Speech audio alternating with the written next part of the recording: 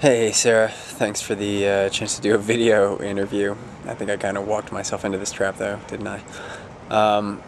But yeah, I really like your show. I've been watching it for a long time, since you were in Japan.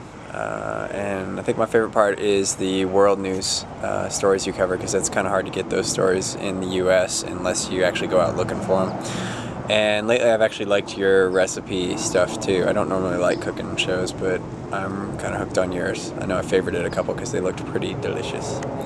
So more of those when you have time.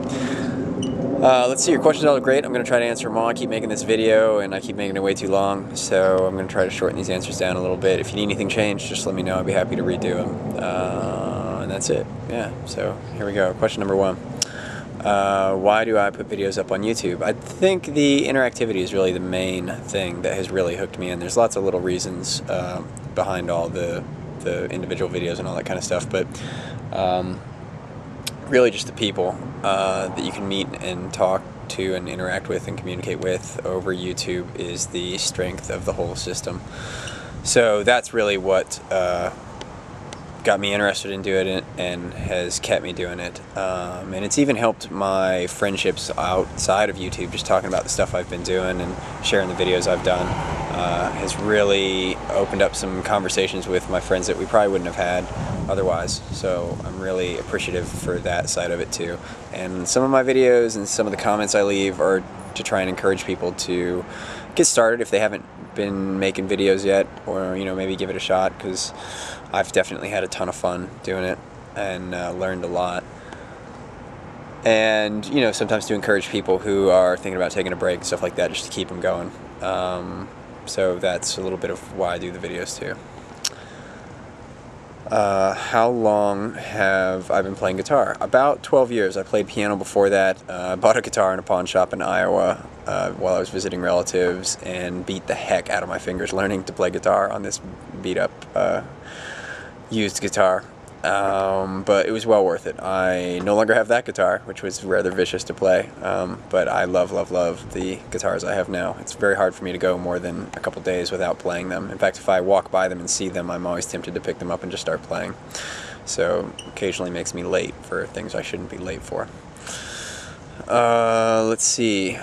How long does it take to write a song? That really varies. Usually I'm going to guess about 2 hours would be about how long it takes from start to finish, and that can be spread out over one night or a week or months. Sometimes I've had songs that I've been working on for years and just they didn't quite come together yet, but I'll keep at it.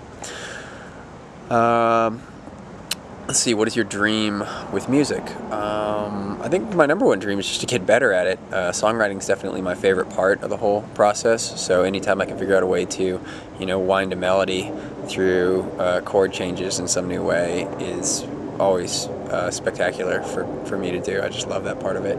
But it would be nice to get better at the instruments, or to get better at singing would actually really make me very, very happy if I could somehow figure out how to do that.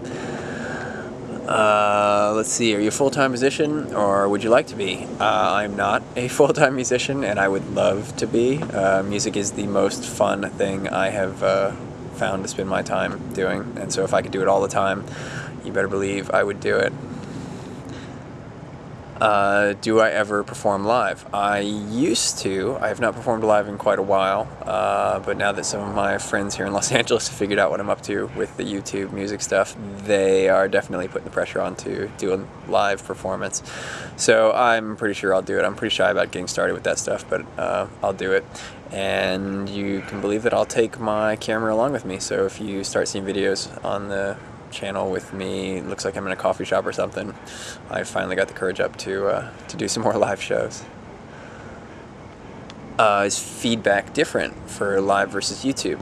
Yeah, it's actually, the actual feedback you get is very similar. It's just the rate you get it back at. When you're performing live, if you do something, do a vocal section that's really great, or you hit a wrong note on the guitar, like the feedback you get's right then and there. You can, watch the reaction of the audience and know right away how it's working out.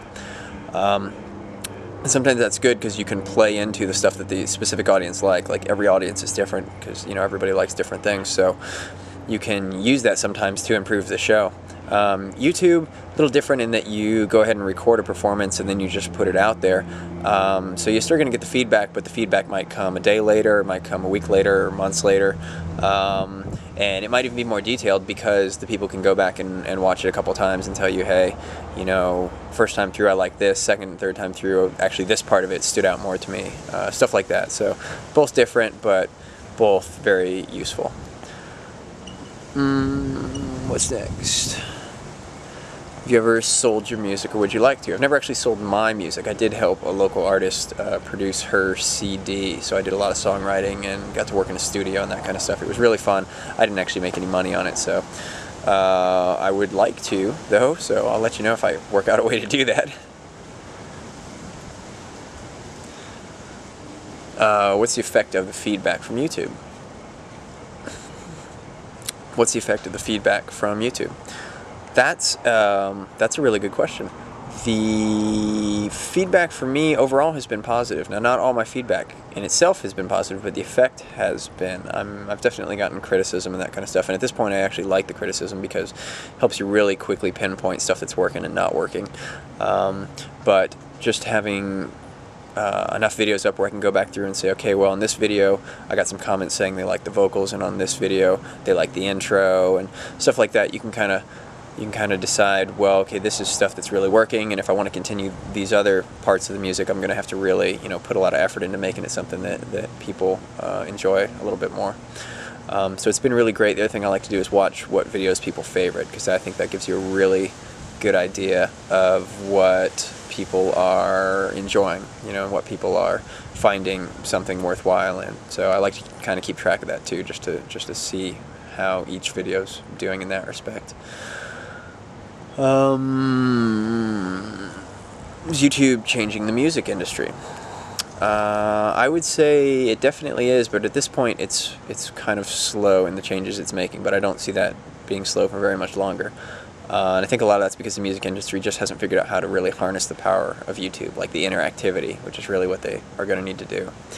But I have seen that it's definitely helping out independent artists, because it's a very cost-effective way to connect with a fan base. Most of the people that listen to my music are in places that I probably would never play to any other way than to just have a video up on YouTube. Geographically, they're all over the place, and I just wouldn't have any way to reach them without YouTube. So it's definitely helping out in that respect.